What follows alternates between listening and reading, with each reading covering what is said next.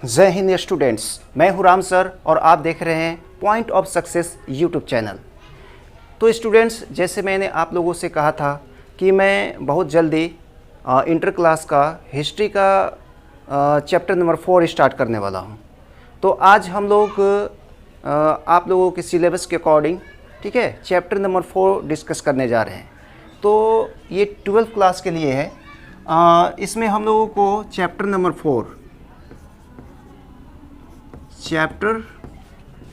4 है। इसमें हम लोगों को पढ़ना क्या है? बौद्ध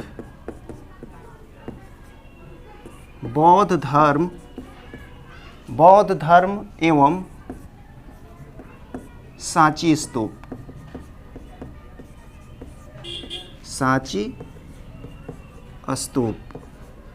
ठीक है, हम लोगों का ये टॉपिक है। चैप्टर नंबर 4 है और बौद्ध धर्म एवं सांची स्तूप इसमें हम लोग को बेसिकली पढ़ना है। तो आज हम इसी टॉपिक पर डिस्कशन करेंगे, ठीक है। तो सबसे पहले हम लोग ये चैप्टर है इसका हम लोग परिचय ले लेते हैं, ठीक है। आखिर ये जो बौद्ध धर्म है और सांची का स्तूप के बारे में पढ़ना है, ठीक है। तो आखिर ये किस संदर्भ में है, ठीक है। तो देखिए स्टूडेंट्स, मैं आप लोगों को बताता हूँ कि हमारा जो भारत देश है, हमारा भारत देश बहुत प्राचीन देश है, ठीक है। ये प्राचीन समय से ही यहाँ पर धर्म की बहुलता रही है। कई सारे धर्म हैं और सारे धर्म तो ऐसे मतलब अभी बहुत सारे धर्म हैं, ठीक ना। लेकिन यही नहीं, ये बहुत प्राचीन समय से ही चली आ रही है हमारे भारत में, ठीक है। प्राचीन समय में ये बहुत सारे धर्म हमारे देश में प्रचलित था, ठीक है। तो देखिए इसमें से कुछ बौद्ध धर्म, ठीक है, बौद्ध धर्म है, ठीक है, वैदिक धर्म है, ठीक है, जैन धर्म है, वैष्णव धर्म है और शिव धर्म है। मतलब बहुत सारे धर्म थे। जैसे मैं यहाँ पर लिख देता हूँ वैदिक धर्म,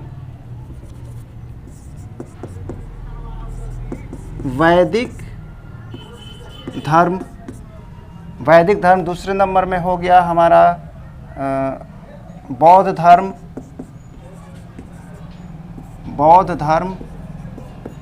जैन धर्म,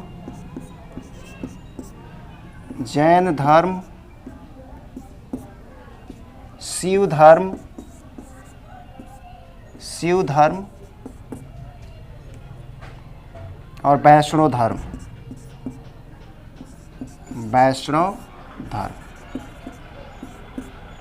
लगभग मतलब धर्म तो ऐसे बहुत सारा था, ठीक है। लेकिन मुख्य रूप से जो धर्म थे उस समय, यही सब धर्म सबसे ज़्यादा उस समय ये प्रचलित होने वाले यही धर्म था। वैदिक धर्म, बौद्ध धर्म, जैन धर्म, शिव धर्म और वैष्णव धर्म। तो ये सारे हमारे समाज में, भारतीय समाज में बहुत सारे धर्मों का प्रचलन था। तो स्टूडेंट्स देखिए, अब बहुलता तो थी धर्म की, लेकिन इसमें से भी ये जितने सारे धर्म हैं, ठीक है, तो इसमें से सबसे ज़्यादा प्रचलित ऊपर के ये जो 4 धर्म दिखाई दे रहे हैं आप लोगों को, ये वैदिक धर्म, बौद्ध धर्म और ये जैन धर्म, ठीक है। तो ऊपर के ये जो 3, ठीक है, 3 धर्म जो दिखाई दे रहे हैं, ये सबसे ज़्यादा हमारे भारत में प्रचलित थे। अब हम लोग इसको बारी बारी से डिटेल से पढ़ेंगे, ठीक है, बताएंगे हम लोग उससे पूरी डिटेल से। मैं इस क्लास में आप लोगों को बताने वाला हूँ। तो देखिए ये जो धर्म है, इनमें से भी सबसे ज़्यादा प्रचलित धर्म जो था, ठीक है, वो था बौद्ध धर्म और ये जैन धर्म, ठीक है। बौद्ध धर्म था और ये जैन धर्म था। तो स्टूडेंट्स, ये जो धर्म थे, इन धर्म में ये आखिर ये समाज में ये इतना प्रचलित क्यों थे, ये अपना वर्चस्व क्यों कायम रख सका, ठीक है। मेन मुद्दे की बात करते हैं हम लोग। आखिर इन धर्मों में कुछ न कुछ बात तो ज़रूर होगी, तभी तो जाकर ये समाज में बहुत लंबे समय तक चला और बहुत ज़्यादा प्रसार हुआ। सबसे ज़्यादा प्रसार इन धर्मों में से देखा जाए तो ये बौद्ध धर्म जो है, ठीक है, बौद्ध धर्म का सबसे ज़्यादा प्रसार और प्रचार हुआ था। कारण ये था कि इन सभी धर्मों में जितने भी धर्म यहाँ पर मैं बोर्ड पर आप लोगों को दिखाई दे रही है, सभी धर्मों में सबसे सरलता थी ये हमारे बौद्ध धर्म में, ठीक है। बाकी ये जितने भी धर्म हैं, ठीक ना, बाकी जितने धर्म इसमें कर्म कांडों की प्रधानता थी, ये सरल नहीं था। ये जो वैदिक धर्म की बात हम लोग करेंगे आगे के टॉपिक में ही, वैदिक धर्म के बारे में आप लोगों को बताएंगे, ये कर्म कांडों से भरा हुआ था, ठीक है। जैन धर्म कुछ मतलब ठीक था, शिव धर्म और वैष्णव धर्म ये भी कर्म कांडों से भरा पड़ा हुआ था।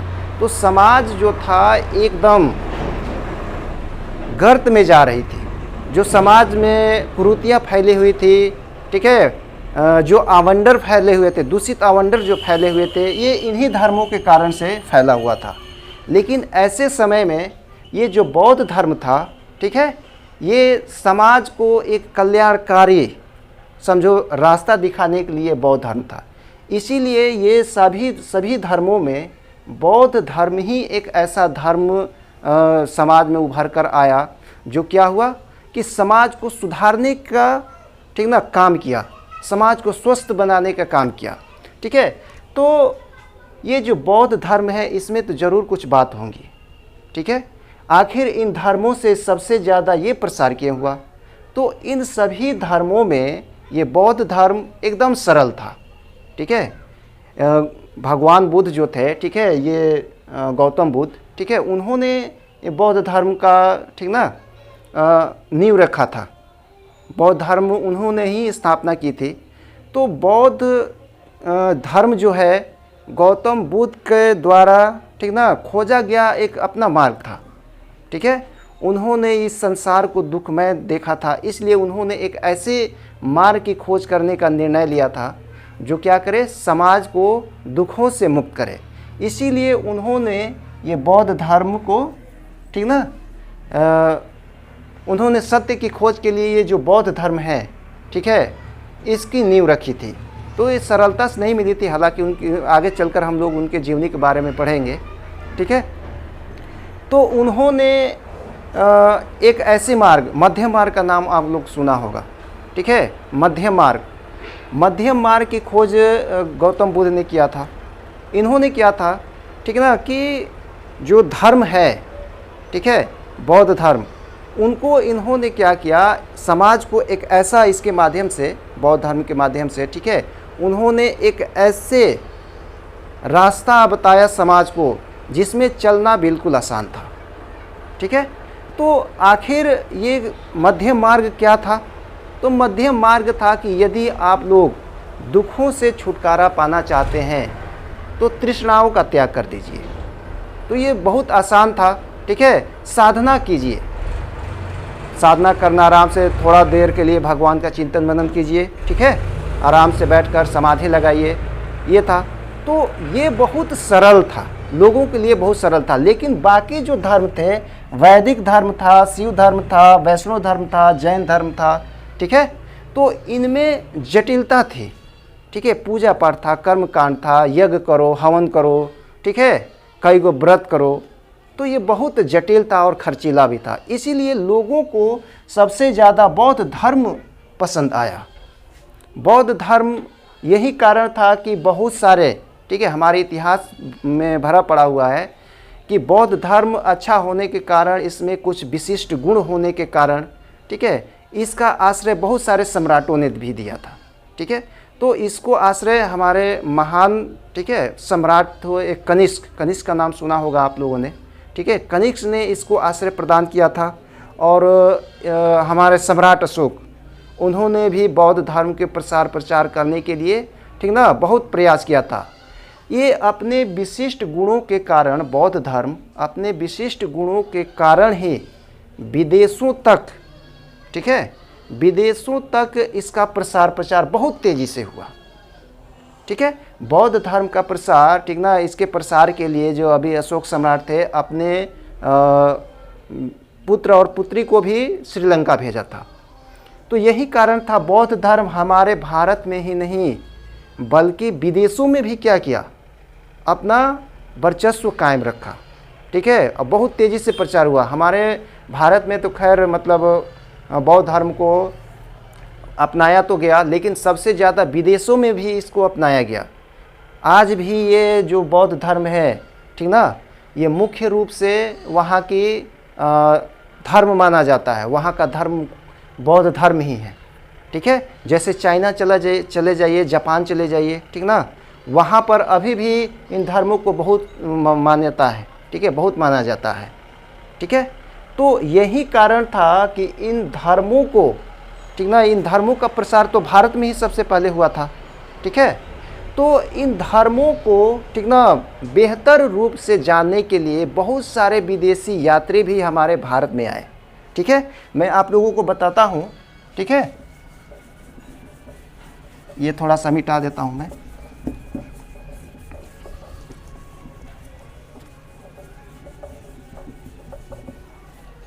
मैं आप लोगों को बताता हूँ, ठीक है। देखिए, बौद्ध धर्म को बेहतर रूप से समझने के लिए सबसे पहले आए थे फाहियान, ठीक है, फाहियान, ठीक है, फाहियान आए थे, ठीक है।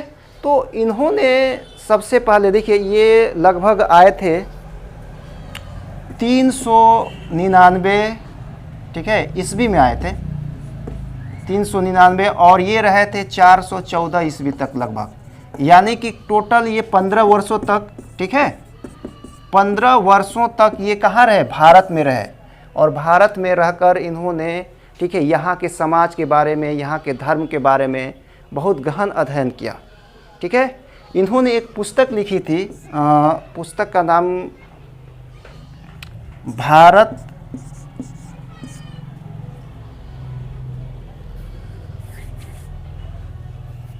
सॉरी थोड़ा सा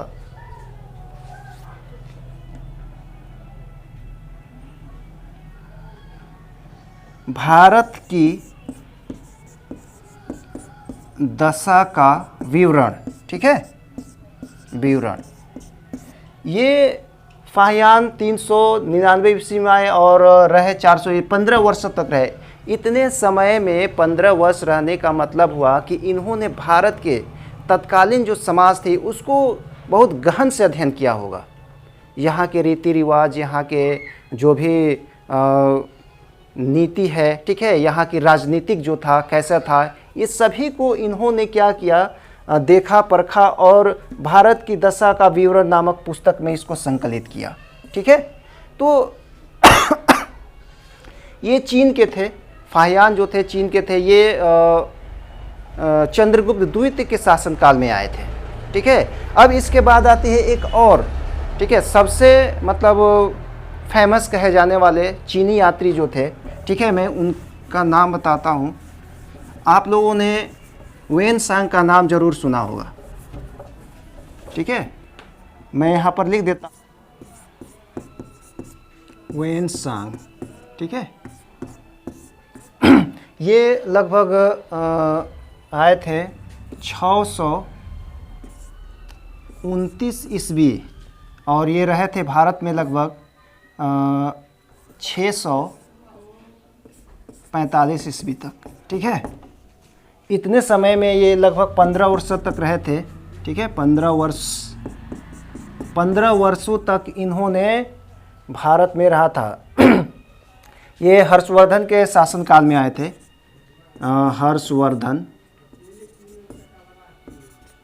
हर्षवर्धन के शासनकाल में ये ह्वेनसांग आए थे, ठीक है। इन्होंने, ठीक है, नालंदा विश्वविद्यालय में रहकर, ठीक है, नालंदा विश्वविद्यालय का नाम आप लोग सुना होगा। ये उस समय का पूरे विश्व का फेमस विश्वविद्यालय था, नालंदा विश्वविद्यालय, ठीक है।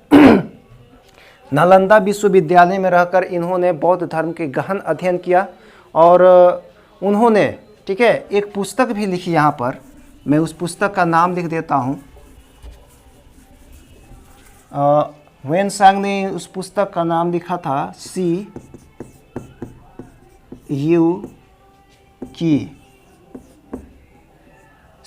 की, इस नाम से उन्होंने एक पुस्तक लिखी थी, ठीक है। उसमें ही उन्होंने भारत के तत्कालीन राजनीतिक व्यवस्था के बारे में, ठीक है, भौगोलिक व्यवस्था के बारे में, धार्मिक व्यवस्था के बारे में सभी चीज़ों को संकलित किया था, लगभग इस पुस्तक में, ठीक है, ये जो पुस्तक है ये केवल भारत का ही विवरण नहीं था, इसमें लगभग इसमें 138, ठीक है, 138 देशों की जानकारी विवरण इसमें संकलित था इस पुस्तक में।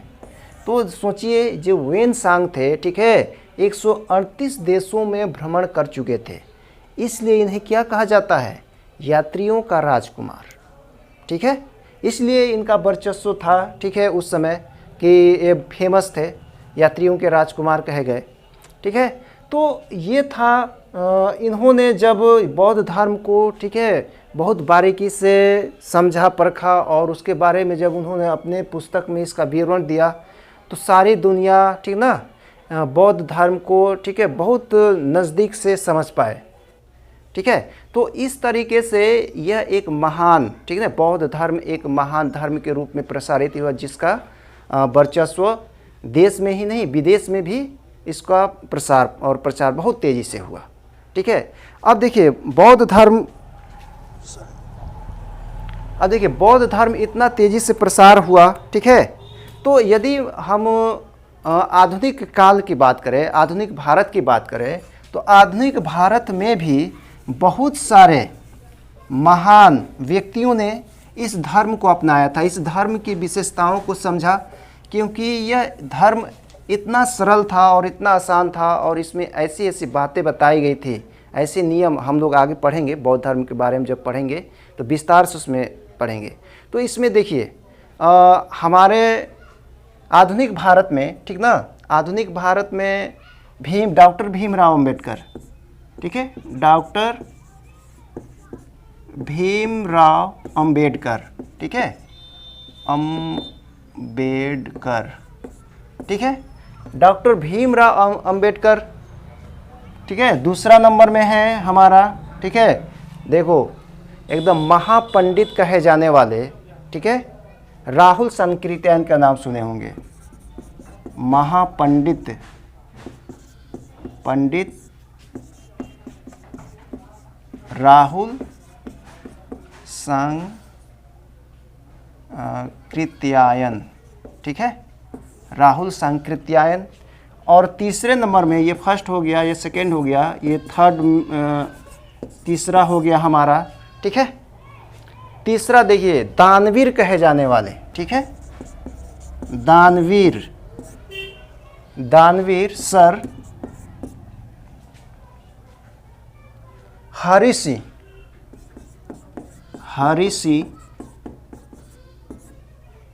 गौर,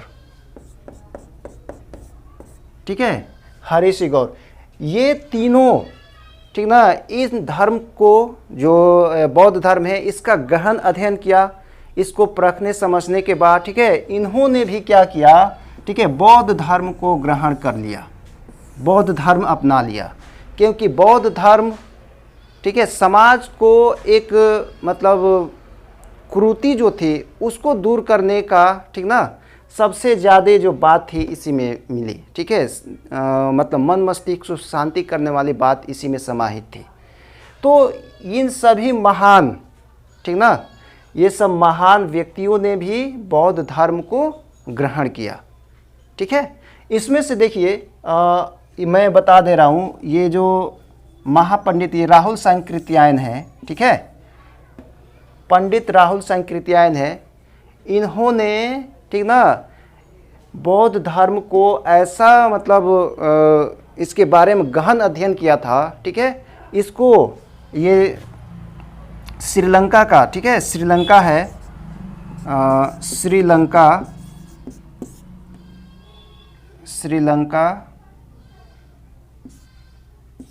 का विधालांकर, ठीक है, विधालांकर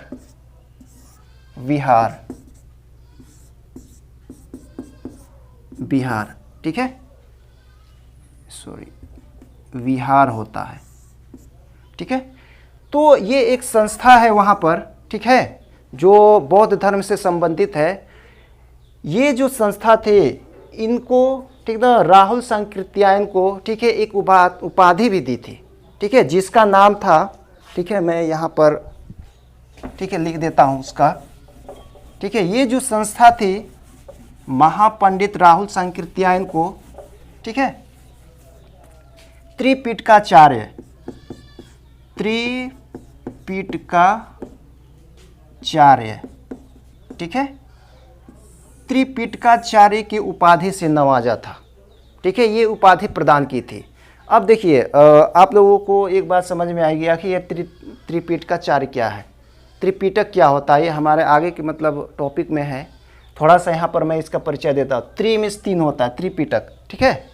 तो देखिए आगे चलकर, ठीक ना, जब बौद्ध जो हमारे थे गौतम बुद्ध थे, ठीक है, उनका प्राण निर्वाण के बाद, ठीक है, तो जो बौद्ध अनुयायी थे उन्होंने, ठीक ना, इनके जितने भी जो बौद्ध धर्म से संबंधित जितनी भी संगोष्ठियाँ हुई थी, ठीक है, जितने भी पुस्तक लिखे गए थे, उनको इन्होंने, जितने भी बौद्ध संगति थी, ठीक है, वो क्या किए थे कि पुस्तकों को संकलित करके, ठीक है, 3 पुस्तक, ठीक है, ये पीटक, देखिए ये पीटक जो है, ठीक है, ये बौद्धों का पवित्र ग्रंथ है, पवित्र ग्रंथ माना जाता है पीटक को, ठीक है। त्रि मीन्स 3 होता है, पीटक मीन्स, ठीक है, वहीं उनका धर्म पुस्तक, और ये चार्य मीन्स उसको अध्ययन करने वाला, उसकी जानकारी रखने वाला। तो राहुल संकीर्त्यायन जो थे, ठीक है, उन्होंने, ठीक है, त्रिपिटक में यहाँ पर उसका नाम लिख देता हूँ, ठीक है, कि कौन कौन से यहाँ पर थे। तो फर्स्ट में था हमारा, ठीक है, यहाँ पर सूत पिटक, सूत पिटक, ठीक है। दूसरा था यहाँ पर, ठीक है, विनय पिटक, ठीक है। और तीसरा था, ठीक है,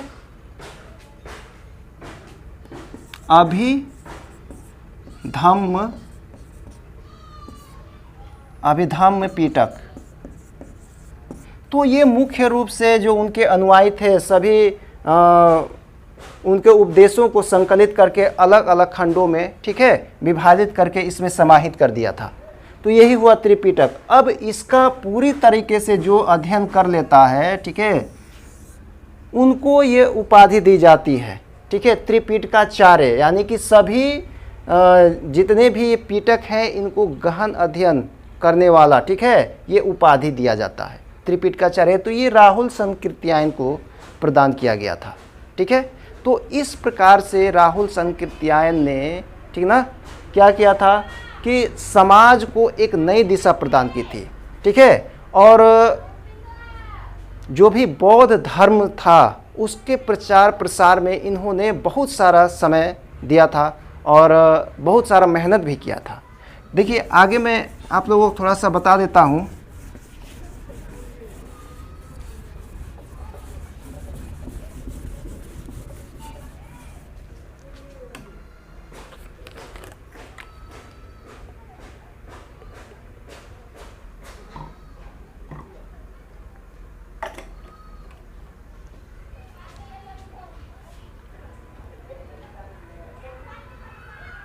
ठीक है, तो स्टूडेंट्स अब देखिए, अब जो ये बात आती है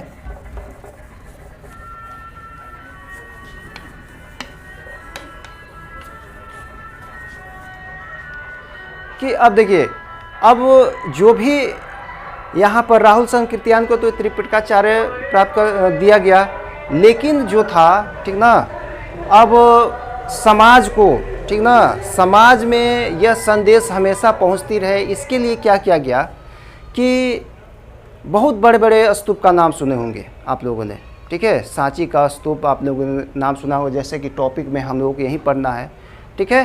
तो सांची का स्तूप कहाँ है? वर्तमान मध्य प्रदेश, ठीक है, मध्य प्रदेश में है ये। तो वहाँ पर ये स्तूप अभी भी हमारे भारत के, ठीक है, एक मतलब धरोहर के रूप में है। अब ये स्तूप क्या होता है, ठीक है, स्तूप का शाब्दिक अर्थ होता है मतलब ढेर, ठीक है। कोई स्तूप है, ठीक है, उसको ढेर कहा जाता है, धुआं कहा जाता है, ठीक ना। अब जैसे अब इसका निर्माण कैसे हुआ, ठीक है, मैं आप लोगों को बताता हूँ, ठीक है। जैसे परिनिर्वाण के बाद, बौद्ध गौतम बुद्ध के परिनिर्वाण के बाद, ठीक है, क्या किया गया, इनके अवशेषों को, ठीक है, पार्थिव अवशेषों को क्या किया गया, 8 भागों में विभक्त कर दिया गया था। और 8 भागों में विभक्त करने के बाद इसको, ठीक है, अलग अलग जगहों पर, ठीक है, क्या किया गया, इनके अवशेष को रखकर मिट्टी से भर दिया गया, बहुत बड़ा यानी कि ढेर बना दिया गया, बहुत ऊंचा बना दिया गया, ठीक है। तो उसी को स्तूप कहा जाता है। ये बौद्ध धर्म का धर्म स्थल है। यहाँ पर बौद्ध धर्मावलंबी जो भी है, ठीक है, बौद्ध धर्म को मानने वाले जो भी है, वो वहाँ पर जाकर माथा टेकते हैं। जैसे हम लोग मंदिर में जो हिंदू धर्म मानते हैं, ठीक है, वो मंदिर में जाते हैं, मस्जिद में जाते हैं मुसलमान, ठीक है, सिख है, ईसाई है, ये सब मतलब अपना अलग अलग पूजा स्थल में जाते हैं। तो वैसा ही स्तूप भी बौद्ध धर्म का, ठीक है, पूजा स्थल है। वहाँ पर ये लोग जाकर पूजा करते हैं। तो स्तूप बेसिकली ढेर है, ठीक है, मिट्टी का ढेर बना दिया गया, इसमें अवशेष। ऐसे तो मतलब पूरे विश्व में कहो या पूरे भारत में कहे तो बहुत सारे कई हजार, ठीक ना, स्तूपों का निर्माण कराया गया था। तो इस तरीके से ये भारतीय धरोहर के रूप में अभी भी, ठीक है, सांची का स्तूप जो है, ठीक है, जो मध्य प्रदेश में है, ठीक है, वहाँ पर ये अभी धरोहर के रूप में विदेशी सैलानी आकर इसका दर्शन करते हैं, ठीक है। तो अब देखिए बात आती है कि ये जो सारी चीज़ें आप लोगों ने देखा, ठीक है, सांची के स्तूप से लेकर पूरे, तो जो हमारे धर्म व्यवस्था थी उस वक्त, ठीक है, भारत में, तो बहुत जटिल थी, ठीक है। और देखिए इसमें धर्म की बात यदि किया जाता है, ठीक है, तो सबसे प्राचीन, ठीक है, एक धर्म है हम लोगों का वैदिक धर्म, ठीक है, वैदिक धर्म, ठीक है, वैदिक धर्म ये सभी धर्मों में सबसे प्राचीन है, ठीक ना। ये जो वैदिक धर्म है सभी धर्मों में सबसे प्राचीन है। तो ये प्राचीन होने के साथ साथ, ठीक ना, इसमें जितने भी लगभग इधर के जितने भी धर्म हैं, ठीक ना, तो ये सारे धर्म इन्हीं धर्मों से निकल कर सामने आए हैं, वैदिक धर्म से। अब देखिए वैदिक कहा जा रहा है, ठीक है, यहाँ पर समझने वाली बात है, ठीक है। वैदिक, वैदिक का मतलब क्या हुआ, वेद से संबंधित है ये, ठीक है। जो भी ये धर्म बना होगा, ठीक है, ये जो धर्म बना होगा ये क्या होगा, वेदों पर आधारित होगा, ठीक है, वेदों से आधारित ये धर्म है, ठीक ना। इसमें क्या किया गया होगा, ठीक ना, कि वेदों में जो धर्म लिखे गए होंगे, जो कर्म कांड लिखे गए हैं, उसी के आधार पर जो धर्म बना होगा वो क्या होगा, ठीक है, ये धर्म बना होगा, ठीक है, वेदों से संबंधित है। देखिए मनुस्मृति में, मनुस्मृति, ठीक है, मनुस्मृति में एक श्लोक लिखा गया है, ठीक है, मनुस्मृति में लिखा, ठीक है, वेदों किस तरीके से है, वेदों, हाँ, दखलो धर्म, वेदो दखलो धर्म मूलम, ठीक है। अर्थात क्या हुआ, इसका मतलब हुआ, ठीक है, वेद ही क्या है, वेद ही धर्म के मूल है, ठीक है। जो वेद है वही धर्म के मूल है। जो वेदों में जो बातें लिख दी गई थी, ठीक ना, जो धर्म बताया गया था वही क्या है इस वक्त, ठीक ना, ये मूल बताया गया है कि वेदो दखलो धर्म मूलम, यानी कि वेद ही सभी धर्मों के मूल है। उसी में, वेद में ही सारे धर्मों को बताया गया है, ठीक है। मनुस्मृति में ही, ठीक ना, एक और मतलब बात बताया गया है, उसमें कहा गया है, ठीक है, धर्म, यहाँ पर मैं लिख देता हूँ, धर्म जिज्ञासा माना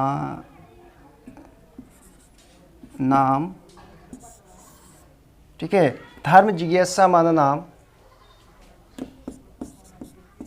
प्रमाणम, ठीक है, प्रमाणम, यहाँ पर लिख देता हूँ, परम धर्म जिज्ञासा नाम प्रमाणम परम श्रुति, ठीक है, धर्म जिज्ञासा नाम प्रमाणम परम श्रुति, ठीक है। अर्थात इसका मतलब ये हुआ कि यदि आपको धर्म के बारे में जानना हो, ठीक है, इसका मतलब हुआ धर्म जिज्ञासा मानम प्रमाणम परम श्रुति, यानी कि यदि आपको धर्म के बारे में यदि जानना है, ठीक है, तो आपको वेदों को अध्ययन करना चाहिए, वेदों का अध्ययन करना चाहिए, तभी जाके आप लोगों को, ठीक ना, धर्म के बारे में पता चल सकता, उसका जीता जागता प्रमाण, ठीक है, वेद ही है, वेद से ही सभी धर्मों के प्रमाण मिल सकते हैं, ठीक है। तो देखिए ये जो वैदिक धर्म है, ठीक ना, वैदिक धर्म है, इसको जो वैदिक धर्म है, ठीक है, इसको दो भागों में बांट दिया गया है, ठीक है। वैदिक धर्म जो है इसे दो भागों में विभक्त किया गया है। एक है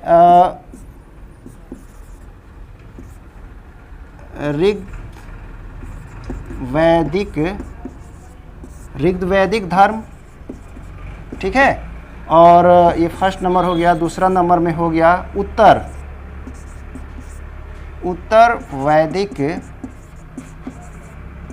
वैदिक धर्म, ठीक है।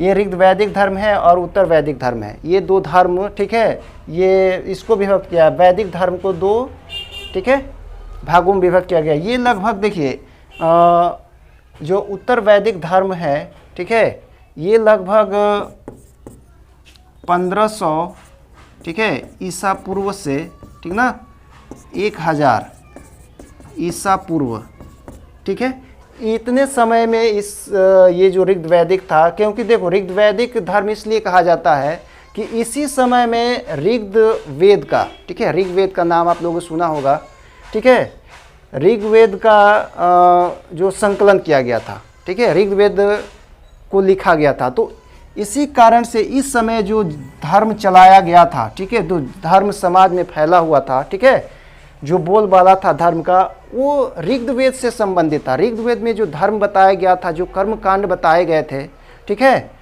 तो उसी के आधार पर, ठीक है, जो ऋग्वेद में जो धर्म का बताए गए थे, उसी के आधार पर जो धर्म था उस वक्त ऋग्वैदिक धर्म कहलाया, ठीक है। और दूसरा था ये उत्तर वैदिक काल, ठीक है, ये था 1000 ईसा पूर्व से, ठीक है, लगभग 600 ईसा पूर्व, ठीक है, इसका प्रचार बहुत तेज़ी से हुआ, ठीक है। तो ये दो ठो, ये जो वैदिक धर्म है, ये दो भागों में विभक्त था। एक था ऋग्वैदिक धर्म, दूसरा है उत्तर वैदिक धर्म, ठीक है। इसका काल भी यहाँ पर मैंने बता दिया है, ठीक है, यहाँ पर। तो देखिए इसके बारे में हम लोग डिटेल से नेक्स्ट जब क्लास स्टार्ट करेंगे, ठीक है, तो उस वक्त मैं इसको डिटेल से बताऊंगा कि ये जो उत्तर वैदिक काल है, ठीक है, और ये जो ऋग्वैदिक धर्म है, ठीक है, इस समय क्या क्या घटनाएं घटी हुई थी, ठीक है।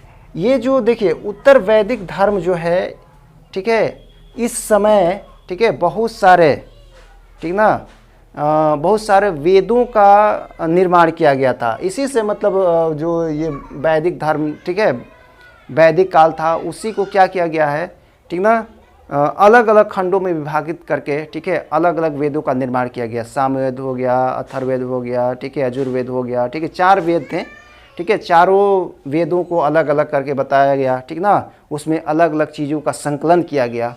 तो ये अगले टॉपिक में मैं इसको डिस्कस करूँगा। वीडियो बहुत लंबा हो रहा है, इसीलिए स्टॉप करते हैं, और ये टॉपिक जो है आप लोग देख लीजिएगा, ये अगले टॉपिक में मैं इसको डिस्कस करूँगा डिटेल से, ठीक है। तो स्टूडेंट्स, यदि आप लोगों को कोई दिक्कत होता है तो आप हमारे, ठीक ना, हमारे नंबर से कांटेक्ट कर सकते हैं। दिक्कत हो रहा है समझने में कुछ भी, ठीक ना, तो कांटेक्ट कर सकते हैं। तो बेसिकली देखिए ये जो बातें हैं, ठीक ना, मैंने शुरू वाले वीडियो में ही बताया था, ठीक है, कि जितने भी ये टॉपिक्स हैं, ठीक है, इसमें से 3-4 बातें आप लोग अगर देख लेते हैं, ध्यान दे देते हैं, ठीक है, कब, ठीक है, कब, कहाँ, क्यों और कैसे। ठीक है, अगर नहीं देखा होगा वीडियो तो आप लोग उस वीडियो को देख सकते हैं। ठीक है, उसमें बताया है मैंने शुरू वाले वीडियो में, तो आप लोगों को सही जानकारी मिल जाएगा। ठीक है, तो यही बात यदि आप लोग याद कर लेते हैं, ठीक ना, कब, कहाँ, क्यों और कैसे, तो सारे टॉपिक से पकड़ में आता चला जाएगा। ये इस भी सन ऐसा ही मतलब लिख दिए हैं हम जानने की जानकारी के लिए। ठीक है, तो देखिए आप लोग वीडियो को फुल वॉच कीजिए, पूरा देखिए, तभी जाके समझ में आएगा टॉपिक क्या बताना चाह रहे हैं, क्या समझाना चाह रहे हैं। ठीक है, तो आप लोग यदि वीडियो को अच्छी लगी होगी तो लाइक, शेयर, कमेंट और सब्सक्राइब जरूर करें। ठीक है, और बेल घंटी को ज़रूर दबाएं। ठीक है, क्योंकि बहुत सारे स्टूडेंट अभी भी, ठीक है, ये समस्या हो रही है कि सर हम लोगों को कंटेंट्स नहीं मिल पा रहा है।